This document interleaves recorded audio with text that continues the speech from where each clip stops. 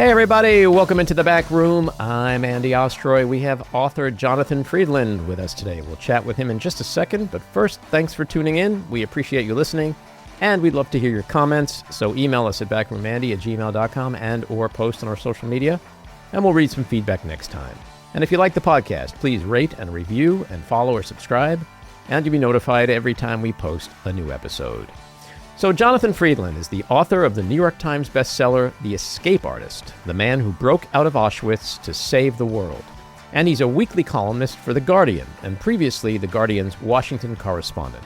He hosts The Guardian's Politics Weekly America podcast, presents BBC Radio 4's The Long View, and co-hosts the Unholy podcast. He is also the author of several thrillers under the pseudonym Sam Bourne, and is a past winner of the Orwell Prize for Journalism. And he's with us today to talk about his new book, The Traitors Circle, the true story of a secret resistance network in Nazi Germany and the spy who betrayed them.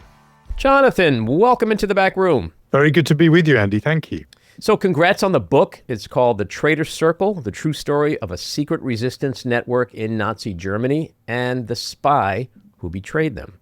It's about a group of high society German Nazi haters who aided and rescued Jews and sought to bring an end to Hitler's murderous regime. Tell us more about this incredible story and what brought you to it.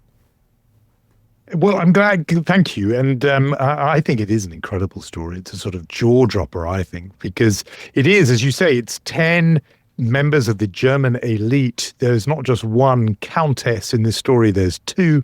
There's, it's aristocrats, it's senior government officials, people really from the top drawer of German society. And what they have in common is that they are defying or resisting the Third Reich, Adolf Hitler and the Nazis. They gather for what they think is a secret tea party one afternoon, 10th of September 1943 in Berlin. They believe they are among their own, among kindred spirits, and they will talk about their shared vision of a Germany without Adolf Hitler and how they might get to that outcome. And what they don't know is that someone sitting around the table with them, who they believe is a kindred spirit, is in fact about to betray all the rest to the Gestapo.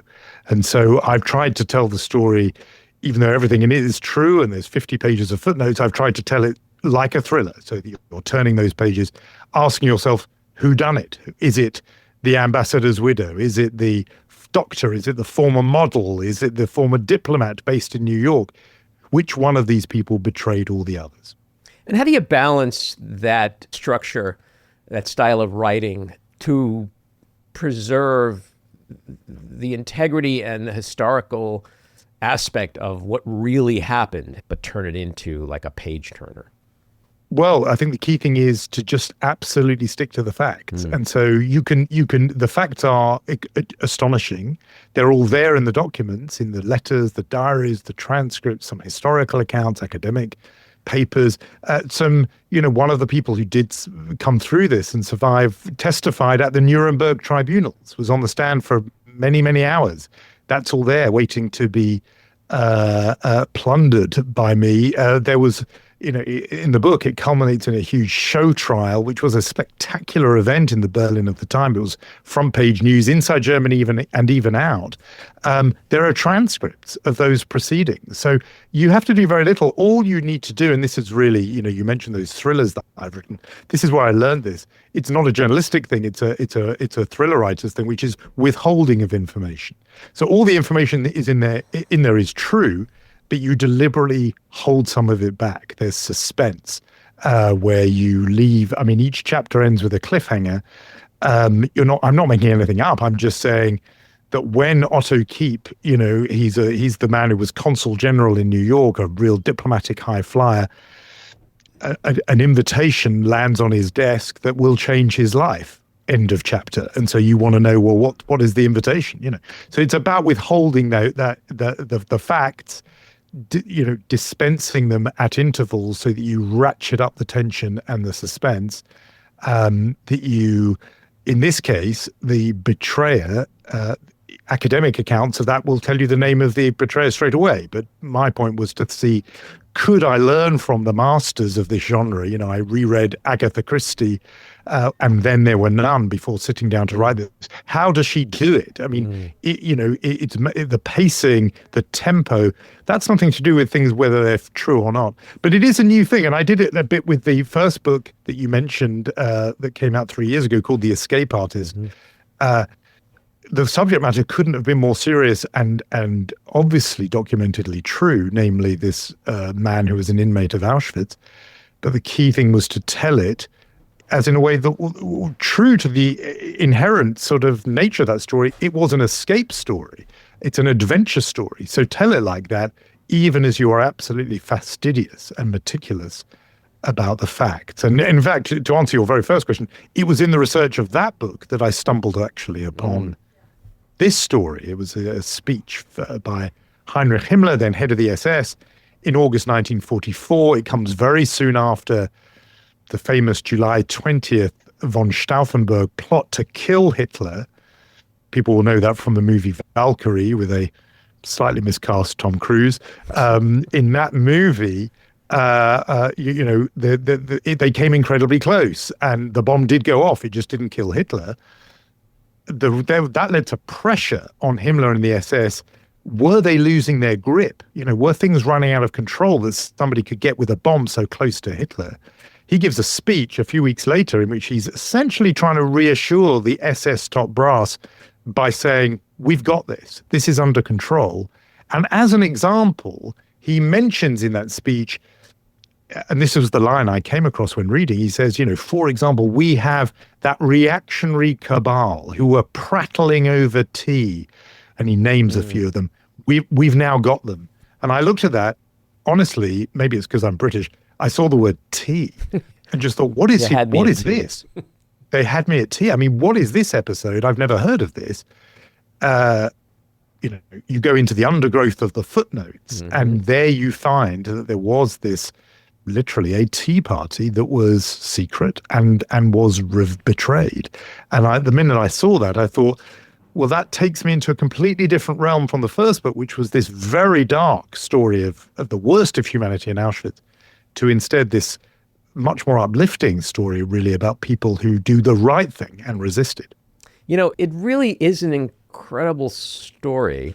And when you think about it, there has been so much written about Hitler, about Nazi Germany, about the Holocaust. It's been explored in so many different ways in film and TV and books. Yet this particular story is one that has been relatively forgotten for the last 80 years, right? It really has. I mean, it astonishes me that this story, and I'm glad to say when people read it, they tell me that they're gripped by it. It's never been subject of a book, right. Not even in German. I mean, this story that was huge at the time. Like I say, front page news in Germany and out. The show trial, there were lines around the block. There were people queuing outside, pressing their ears to the windows to listen. It was on a hot July day. The windows were open. A lot of them were leaning into the courtroom. It gripped the country, and yet in those 80 years, intervening 80 years, it has been forgotten. I sort of have a theory why that is, and I think it's essentially that we have a narrative, rightly, that we see the Second World War as a struggle, certainly against evil, but as good against evil, and therefore the German end of that story is meant to be clear, black and white. That the Allies, Roosevelt, Churchill, they're the good guys, and every last German is implicated and wickedly aligned with Adolf Hitler.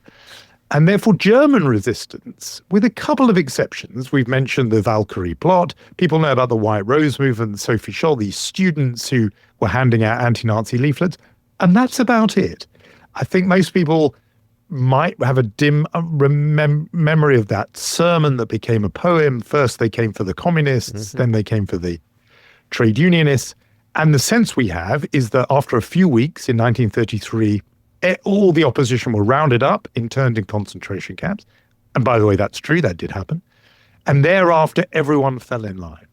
And what this story does is cuts against that, and not in a wholly exceptional way. I mean, an investigator from the United States a war crimes investigator, actually himself a German Jew who had fled to Germany in the 30s, comes back with the GIs, with the American troops in 1945, interviews a whole lot of people, estimates that some 3 million Germans were arrested or jailed or detained over the 12-year period of Adolf Hitler for crimes of dissent, sometimes no more than a critical remark. And as many as 500,000 of those paid with their lives were executed. That's a huge number. Now, it's not set against everyone who did nothing. That same investigator, Eric Boehm, estimated that 95% stayed in line, that were loyal and obedient to Hitler. So it's a glass half full, glass half empty thing. Do you think it's, do you emphasize the fact that 95% didn't resist? Or do you think 3 million people, it's not nothing, and of those, here are these 10 or so, and they had been, in order for the narrative to be simple of good v evil, Germany against the world, I think they have been denied their place in history, which I think they do deserve. Well, especially given the fact that they were people who had the most to lose, given their stature. So on that note, take us a little deeper into the quote-unquote soft circle and the main members who comprised it. Yeah. You're absolutely right to put your finger on how important it is that they had everything to lose and nothing to gain. These are people who would have been fine. So just to paint a picture of this world, this is the world of white tie dinners, nights at the opera, embassy balls. These are people with country estates, with great fortunes often, high status in Germany. They would have been fine. If they'd kept their heads down, they'd have survived the war and lived on. No one was coming after them. But each one of them found their individual path to defiance and resistance. So this group was not, it overlaps with what was known as the Solf Circle. It was named after Hannah Solf and her late husband, Wilhelm Solf. He had been a very distinguished diplomat. He'd been ambassador to Tokyo. They turned their home into a kind of salon for dissenting voices. She herself, as soon as the Nazis arrive in power, she makes it a business to use her contacts. She's knocking on doors and queuing up at embassies and consulates, trying to get exit visas for Jews who are trying to leave. If anything, if necessary, she'll cut corners and use forged papers to get, to help individuals, spirit them to safety, often across the border to Switzerland. She works with her daughter, Lagi Solf, getting people to England. They eventually even hide people in their own home. That is a huge risk to do that. Somebody else who does that, I mentioned there are not one but two countesses, Countess Maria von Malzen, an extraordinary character. She's 34 at the time of the Tea Party. She's from the most landed of all of them. She grows up in a literal castle, with drawing rooms and gilded ballrooms, horses and stables and servants. That's her world. She rebels against all that. She marries somebody her mother has told her, never marry a Jew. Her mother's an extreme anti-Semite. She finds not just a Jew, but this sort of bohemian cabaret artist. I picture him wearing kind of mascara as he performs in Munich, wholly unsuitable for her family. But by the time that marriage doesn't last, by the time the Tea Party comes around, she has turned her home, which is really just a kind of rundown, abandoned shop, into an unofficial refuge for Jews who are in hiding. And this was one of my discoveries doing this. I didn't really have any knowledge of this, that there in Berlin, the imperial capital, the seat of the Nazi Empire, just a few hundred yards from Hitler's office, there were, during the height of the war, about 1,500 Jews hiding under Hitler's nose, hiding in Germany. They were known as U-boats, as submarines, because they had to be hidden, they had to be beneath the surface, and they had to be silent. And she would keep these people in her apartment. She strict instructions that they would have to never speak because they would be overheard. They couldn't eat because if they turned the stove on, There would be smoke coming out of the chimney. They couldn't flush the toilet because that noise would alert neighbors who would inform on them. Among those 20 or 30 she might have on any one night was her own secret Jewish lover. She took a huge risk because the Nuremberg laws outlawed any race mixing, as the Nazis called it. She, nevertheless, throughout this period, in hiding, a Jewish lover and they had a whole protocol designed of where he would hide if the Gestapo were to knock on the door, in this cavity under a sofa. Each morning she would head out to work. She would put a glass of water in this box that could be bolted from the inside, and 2 tablets of codeine to repress the cough that might give him away. So she's a kind of action hero. She's an extraordinary woman. She saves people. She swims across lakes. She's hiding in spiriting people out of sewers under Berlin. She's a kind of aristocrat meets Lara Croft figure, sort of an amazing person. And then just to conclude, wrap up this group, the Otto Kiep, huge star in the diplomatic corps, as I mentioned, who gets this top job as consul general in New York. He gets that job before Hitler takes over. But then January 1933 comes, he realizes he works for new people now. He works for the Nazis, and he has a dilemma very, very early on. That invitation that lands on his desk that I mentioned, he's invited to a banquet, a fundraising benefit that's going to be held in honor of the most famous scientist in the world, who also happens to be the most famous Jew in the world, Albert Einstein. And Otto Kiep in 1933 has to decide, do I go to this dinner? And this is in New York. In New York City, the Waldorf Astoria. It's a fundraising banquet. The organizers are so unaware. It's a Jewish organization that are hosting this dinner. They're so unaware of what the implications of Hitler taking power are, that they invite the German ambassador or the German diplomatic representative because they don't think there's going to be a problem. They don't realize yet. But Otto Kiep understands he cannot now, as the representative of Nazi Germany, which in effect he is, go to a dinner to celebrate a Jew, Albert Einstein, and yet he realizes if he doesn't go, he thinks, I'm as bad as they are. I'm siding with the anti-Semites in Berlin. He makes a decision. It's a fateful decision for him, and it will set him on a path of defiance and resistance that leads all the way to that Tea Party 10 years later. Given that many of these members had such comfortable positions, privilege, social standing, what were the triggers of their transition from establishment figures to resistance actors? Each one has a different story, and that's one thing that's so interesting. They're not uniform. So with Otto Kiep, I think it was that moment, the Einstein moment, where there's a fork in the road that opens up, and he has to choose in a way between, as he sees it, right and wrong. And from that moment on, he's there. For others, they're not ideological, socialist, communist, red flag waving anti-Nazis from the beginning. On the contrary, it takes not necessarily long. It can, in some cases, it's days or weeks or months, but they come to see what the danger is that Adolf Hitler poses, not to them personally, but rather to their idea of an ideal of Germany. So, one of them is the founder she's an educationalist. She's a founder of a boarding school for girls. She's actually quite sort of, she comes also from an aristocratic background. She's a German nationalist, and she is, on day one, she thinks, well, Adolf Hitler is something new. You never know. It might be good. Within days, certainly weeks, she sees what kind of regime is imposed and what kind of man this is.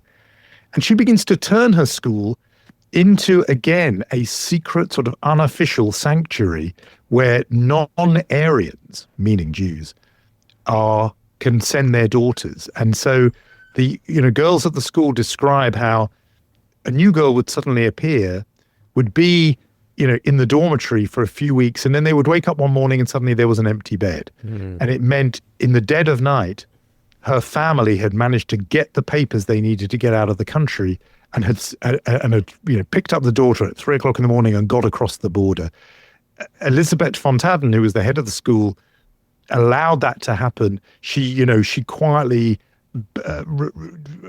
changed some of the rules in the school so that there wasn't a portrait of Hitler on display, which there was in every other German school. She found a way that, yes, there would be a branch of the Hitler Youth or its equivalent, but she kept very close tabs on that to make sure they weren't doing the indoctrination that would be happening elsewhere.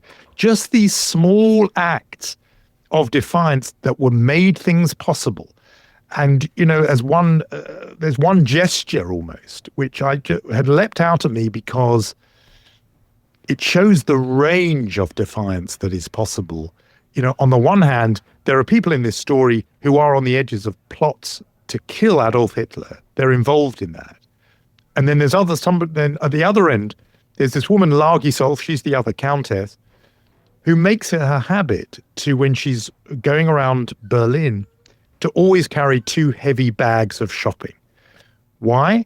Because if she should run into someone she knows who greets her with the right arm Hitler salute, she won't be able to respond or reciprocate. I picture her sort of, apologetically nodding towards her hands. I'm sorry, my hands are full. Right. It's a tiny thing. It's a tiny thing. It wasn't going to bring down Hitler, but it's an act of defiance. It sets her apart. And so from that all the way through to plots to assassinate the Führer, these are the people of that circle, and they come together on that Friday afternoon in September 1943. And, their resistance and defiance of Hitler and the Nazis spanned more than a decade. And it's pretty incredible that they were able to operate under the radar for so long. Yeah. And several of them weren't under the radar. Several of them at different points do get called in and questioned by the Gestapo. They were careful. Often they, certainly they were never found hiding people, hiding Jews. That would have been curtains for them. They're very good at that. But there are a couple of things going for them. Their class really matters. They have a status, which means they cannot just be rounded up and thrown into jail easily. The authorities tread carefully occasionally with them. There's one of the people who gathers at that tea party. Her father served in the cabinet of Otto von Bismarck, the Iron Chancellor. There's another. I'm not sure actually. She how much I dwell on her in the book, but she was a granddaughter of Bismarck. These people. There was a reticence about fully going after them unless they really were, caught red-handed, as it were. That's one thing. But the other thing is their class gives them a confidence. They are able, in several episodes, which I recount in the book, able to face down the Gestapo with amazing swagger, where they treat the Gestapo or the SS almost as if they are sort of, petty bureaucrats. But is there an arc to that narrative? In other words, like during that 12-year resistance period, is that confidence more prevalent in the beginning and towards the middle when they didn't realize perhaps what the ultimate consequences could be? Or is that straight through? Yeah, it's a good question. I think it actually, on the one hand, it's stronger at the beginning because they don't yet know the full nature of the regime. On the other, and this is a different source of confidence, which in a way it was more surprising to me, it gets stronger the more heinous and evil the regime is. And that's a paradox, but here's what I mean by it. Several of this group, what unites this group, I think all of them, is they believe there is an authority higher than the Nazi state. Now, for some, they feel as if they are representatives of an older, truer Germany, to which they will ultimately be held accountable. That they represent families that have ruled Germany for centuries, and they think of their aristocratic fathers and grandfathers and great-grandfathers and think, I'm going to be judged by them. Did I let down the true Germany? That's true of some of them, and they feel that Hitler represents, and his treatment of the Jews, his wickedness, represents a kind of insult to the Germany that they embody. That's true of some of them. But the others, the higher authority is more direct than that, and that is they believe that there is an authority above Adolf Hitler, and that is God. And several of them are committed Christians who believe that though I am being called to account now by the SS or the Gestapo, ultimately I will have to answer to Jesus Christ. And the more evil Hitler is, the more clear they are. As one of them actually says, you can either be obedient to Adolf Hitler or you can be obedient to Jesus Christ. You cannot be both. And the conflict between the two becomes clearer and clearer as the regime goes on. And that in a strange way. So you've brought out this paradox. I hadn't thought of it so directly as this, but your questions brings this out. That certainty that you have to choose gets clearer in their mind the longer the regime is in power, and the more exposed becomes its wickedness. I mean, it truly is astounding that in that sense, because their bravery increases the more they realize they are at such personal risk. You know, it really says something about them as individuals. Yes, and I think it's worth bringing out how great the risk is, because even though I said before, you know, they have this confidence in their class and so on, the climate was so oppressive. I mean, again, these are things I wasn't fully aware of until I researched it. You know, we have a sense of East Germany and the Stasi, where everyone was spying on everyone in the post-war period. But it was absolutely as intense in the period of the Third Reich, where neighbors were informing on neighbors, family members were betraying family members. There's one character in this book at one point says, speaks to someone else and says, I cannot even talk of these things with my own husband. They weren't sure. They are all the time looking over their shoulder. They're monitored at every turn. You know, there is no independent source of information at all. The newspapers, the radio, it's all Nazi propaganda all the time. They step out of their front door, there will be a loudspeaker attached to a lamppost in the street, all pumping out Hitler and Goebbels making speeches. You can never escape it. And so that moment of, you know, the woman not raising her arm in a Hitler salute because she's got 2 heavy bags of shopping, she ran a risk there that somebody would report her. There's someone else who, whenever someone says Heil Hitler to him, he makes a point of saying good morning in reply, or good afternoon, gets him in trouble. I mean, the risks of even the slightest deviation were so high, and yet here they were engaged in much more than just a slight deviation, and the risks of that become very clear to them very quickly. What was their tangible impact in terms of lives saved? Do you have any kind of like numerical context for that? Yes. So Maria von Maltzahn, who I mentioned, who's the kind of Lara Croft figure, she was honored by Yad Vashem, the main Holocaust Memorial Museum in Jerusalem, which awards people this status of righteous among the nations. This goes to non-Jews who rescue Jews. They estimated that she saved at least 60 people through hiding and through other acts of extraordinary heroism. I mean, I don't want to give all of them away because some of them are, you know, mind-blowing. What she did involved such physical risk. And I say at least because you know, those are only the ones that are documented. I mean, the bar is set very high by Yad Vashem. They will only do it if it's a named, documented case. There will be, I'm convinced, many more who passed through her home, who she hid for 2 nights, 3 nights. You know, she didn't keep records. They came through. They got across the border. People who she spirited through the sewers of Berlin. So I think it was probably many more than that. Then there are others where it's, you know, there's some who they saved 6 here, 3 or 4 there. But there are others who weren't engaged in the literal business of hiding Jews or rescue, but were nevertheless engaged in whatever they could do to against this regime. And so I mentioned Otto Kiep, the former diplomat. You know, he, as part of his job, where he did work in German military intelligence, he was privy to a lot of information that he would ensure was passed on to people who could use it, often in quite reckless ways. He took huge risks so that people would know what was going on. And when asked once about it, to explain why he was doing it, he said, in a world of lies, someone has to tell the truth. for him, it became a kind of principle. You know, here is a true fact. I will tell this almost a stranger in the street about a military defeat where the state were saying it was a victory. He knew, because he had documents and intelligence, that it was a defeat. He would tell people just so the facts could live outside his own head. It was an act of defiance against totalitarian control. It may not mean that he can point to a life saved here or there, but it's an act of resistance. Mm. You know, you mentioned before that this book is a companion or an anecdote or a bookend to your prior book, The Escape Artist. If you were to extend this as a trilogy, what might the next book be? Is there a dimension of German resistance or wartime history you feel like this story still remains underexplored?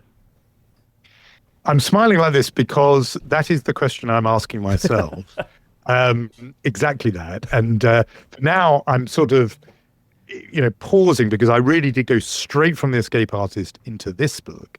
And I'm deliberately going to sort of take stock now. But I think that is the right question. What would be, what is an area that was uncovered? I mean, in both of these cases, the questions that often came when people asked me were, how did I not know about this before? How did you find this? That it seems to be the sort of thread to shine a light into an area that had previously not really been covered. The other thing, I suppose, as well, about both that last one and this one is, in both cases, and again, I didn't go into it for this reason in either case, but the sense of a contemporary resonance, that these stories have find an echo now. In the first case, it was a book about all about this man who escaped from Auschwitz, but he did it for a reason, which was to get word out of what was happening in Auschwitz. The subtitle is, as you said, The Man Who Broke Out of Auschwitz to Warn the World. He did.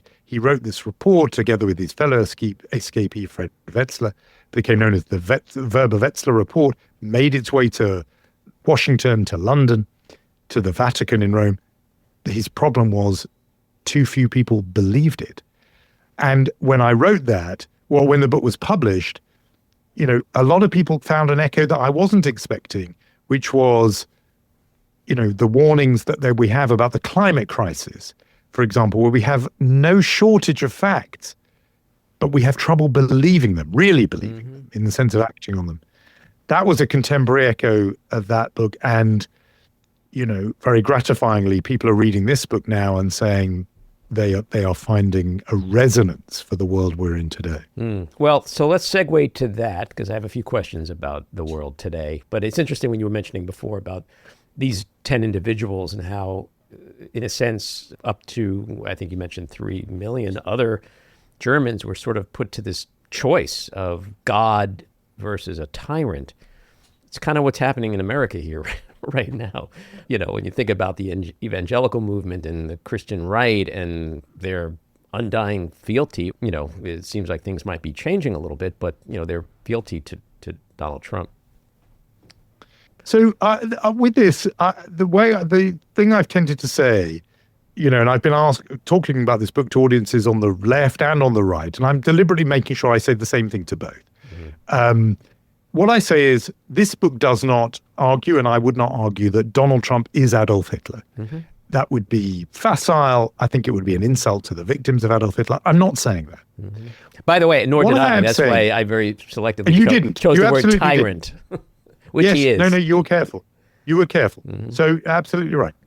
But what I do say is this, that when societies move from democracy to autocracy, when there is a leader who wants to make that move and grab power for themselves, the pattern is the same each time.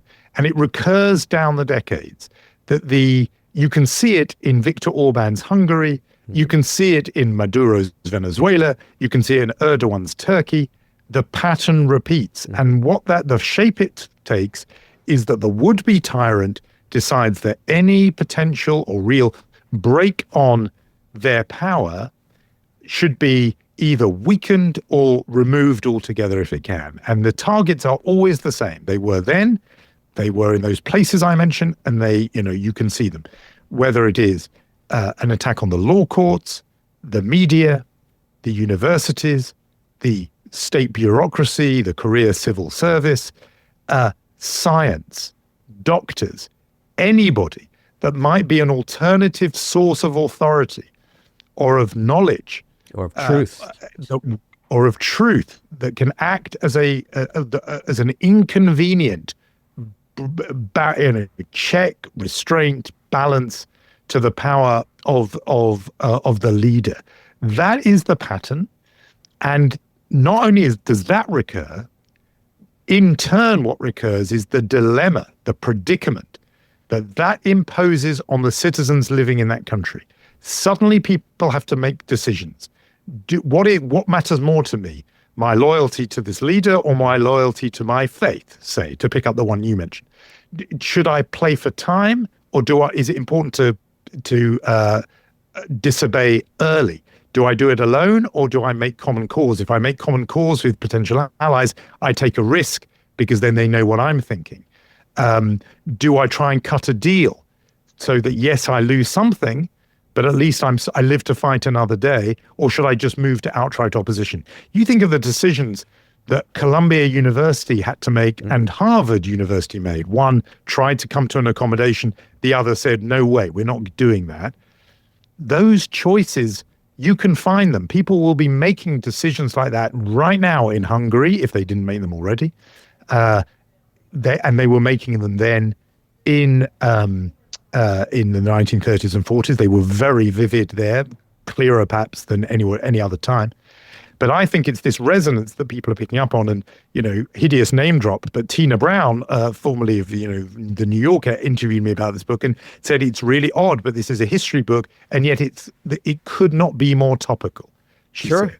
And I think it's for that reason. Yeah. Well, this is a good segue into Reform UK. How do you assess the significance of Reform UK's rise in recent elections, its popularity? Is it a protest vote? Is it a structural shift, or something in between? Well, another good question. I think it would be foolish to think of it just as a protest vote. It was that initially. No, I think it is the UK iteration of a phenomenon we're seeing all over the democratic world, which is a nationalist populism. It looks the qualities of it are very similar to Le Pen in France, Trump in the United States, again, Orban in Hungary. The same pattern. It says that the nation is being cheated by a narrow elite. The language about who exactly is in the elite changes depending which country you're in, but the argument is the same. A small group is thwarting us, the people. And therefore, for the nation to be restored, there's often nostalgia is a big theme. For the country to be restored to greatness, we need to turn on immigrants. We need to turn on the liberal institutions, the deep state, and so on. That's the pattern in all those cases. And Nigel Farage absolutely fits that playbook. He's very unabashed in his admiration for Donald Trump. He essentially wants to, he wears a red cap, sometimes saying, make Britain great again. I mean, he's original. The nod is very direct. He does, yeah, occasionally. But, funnily enough, he's walking back a little bit from that now, partly because Trump has taken a couple of positions which even in, for Farage's potential audience, they don't fly so well. So, for example, the anti-vax position. There are many fewer takers for that here in Britain than there are in the United States. And so I think Farage will sort of back away from that. But in other respects, he's in the same zone, and you've got to take it seriously because the polls say that as things stand, unless something changes, Nigel Farage will be forming the next government of the United Kingdom. Yeah.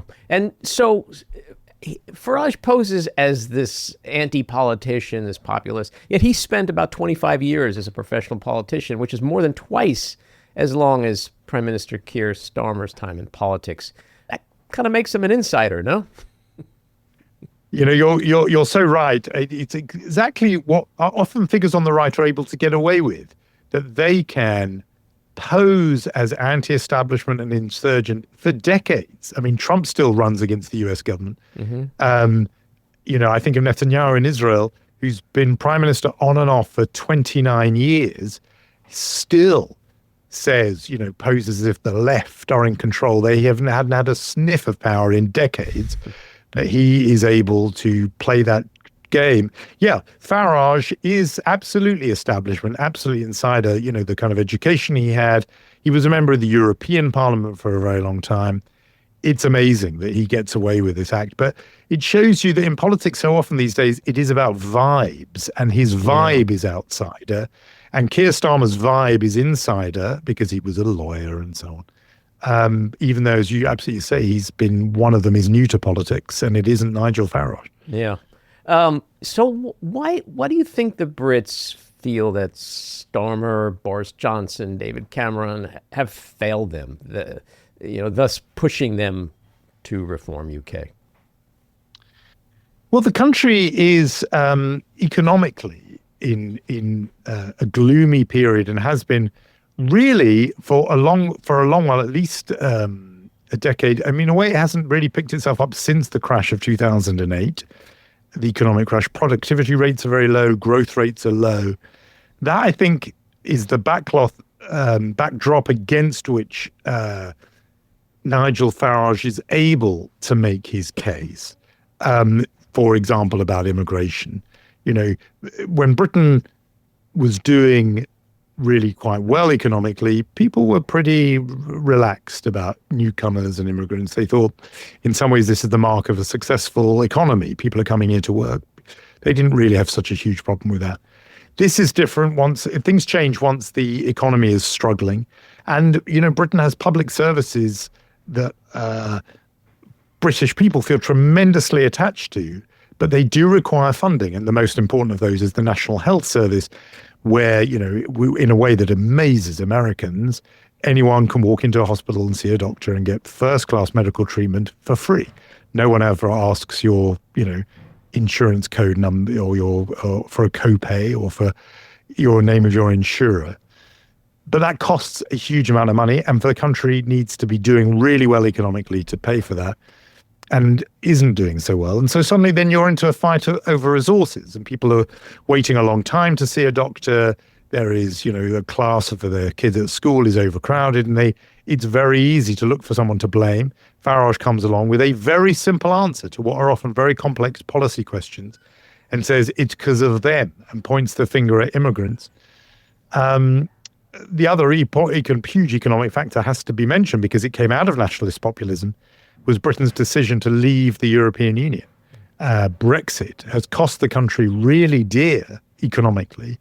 The estimates vary, but I think most economic experts will tell you at least 4%, maybe as much as 8% was sliced off our gross domestic product, our kind of wealth, by taking ourselves out of the nearest trading bloc in the world's largest single market. I mean, we could trade freely there before. It was an act of economic self-harm. The country essentially shot itself in both feet and is paying a really high price for that. And what's amazing is it's listening to the very people who sold that product, because Farage was a big guy behind Brexit, as they come along and say, well, we know we, gave you cholera last time. Now let me interest you in yellow fever. That's how I see it. We've damaged you once. Listen to us as we give you an alternative, supposed remedy that will actually just make things even worse. And how do you see the interplay between this rising right-wing / populist politics in Europe and the UK and the resurgence of anti-Semitic sentiment? Well, anti-Semitic sentiment does always flourish when times are difficult. I think it certainly flourishes with the rise of populism. Because what does populism do? It essentially says it's us against them, that we, the people, are being denied or thwarted by a small, unrepresentative, secretive elite. Now, it doesn't take much for people to then go, well, who are this elite that you keep talking about, this shadowy, small group?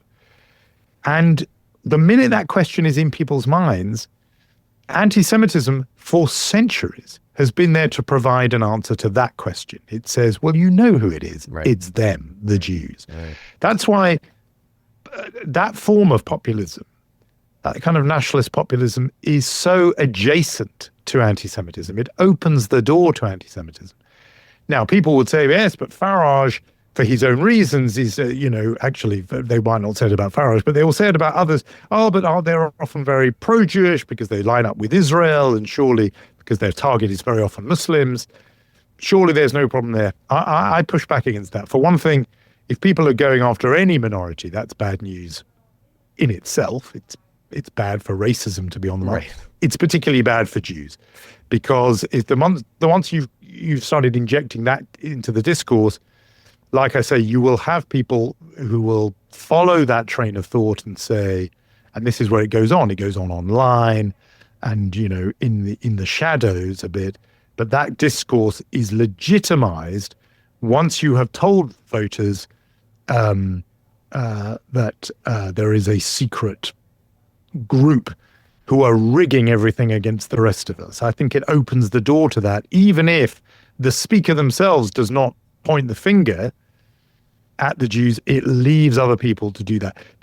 So that's in the mix. And then, of course, because you can't escape the fact that whenever Israel is in the news, anti-Semitism leaps up. And after October 7, anti-Semitism spiked. A lot of people will say, that is just a natural or inevitable reaction to Israel's conduct of the war in Gaza. You mentioned the Unholy podcast that I co-host. I'm, implacable in my criticism of Netanyahu and the way that war was conducted. I think in some ways a just war, retaliating for October 7, but fought unjustly the way the war was fought. But even before you got to the war, even just straight after October 7 itself, when Israelis and Israeli Jews were the victims of a huge pogrom, really, anti-Semitism spiked. So there's something there even when Israel is not, doing stuff that somebody like me would oppose, but just in the news, we do see that anti-Semitism spikes. And it happened here, and I think it happened, it's certainly across Europe, and I think in the United States as well. As I say, even before Israel's reaction had really got its boots on. Sure. It's an interesting point you've made, because I could tell you as an American and as an American Jew, Americans' hatred of Muslims, some Americans' hatred of Muslims hasn't tempered their hatred of Jews. It's not a mutually exclusive thing. Like it's a phenomenon here that you would think, again, like you said, hatred of any religion, ethnicity is wrong and unconscionable. But you would think in today's climate that those who are anti-Muslim would be pro-Israel or pro-Jew, and it's not the case. It's like hatred of Jews, that's the baseline. And any other hatred of any other people is just like icing on the hatred cake.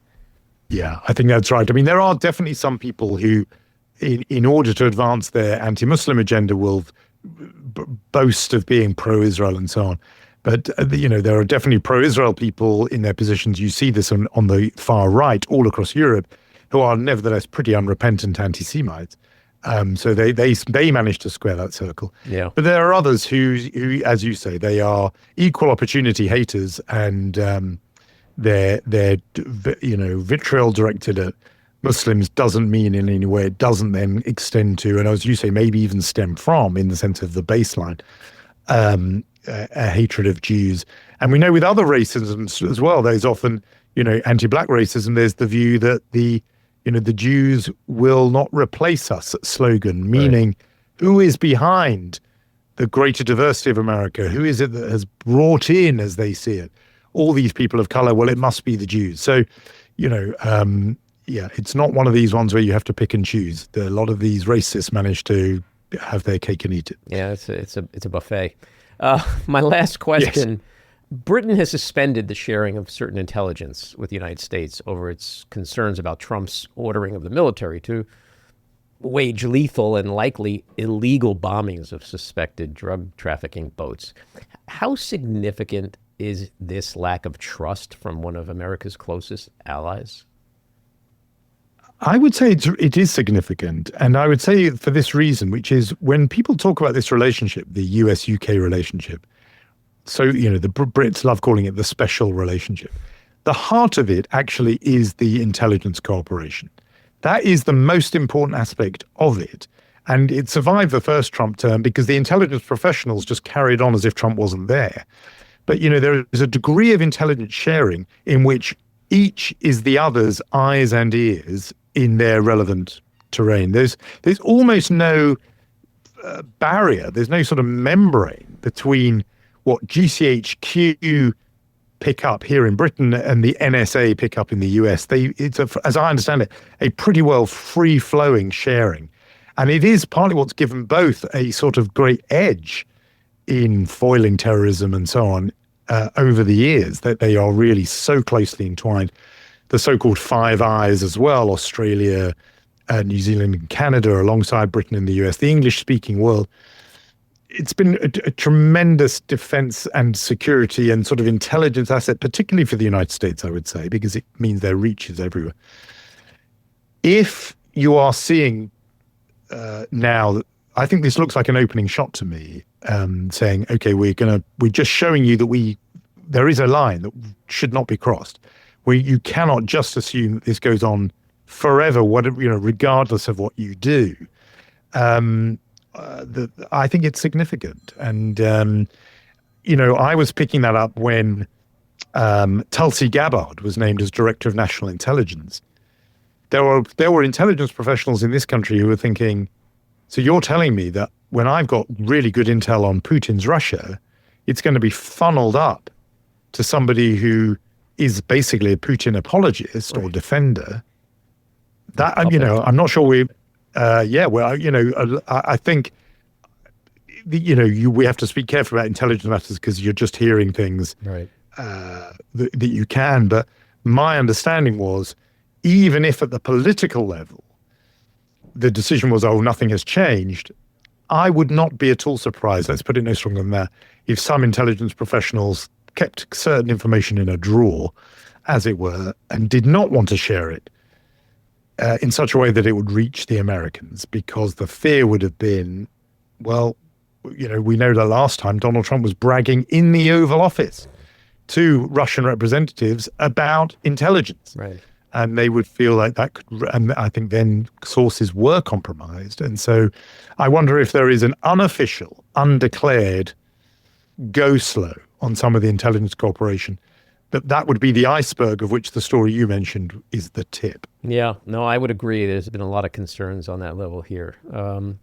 Jonathan, the book again is The Traitors Circle, the true story of a secret resistance network in Nazi Germany and the spy who betrayed them. I wish you much success with it, and thanks for coming on and talking about it.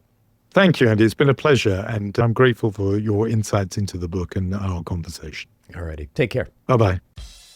This episode was produced and edited by me, Andy Ostroy.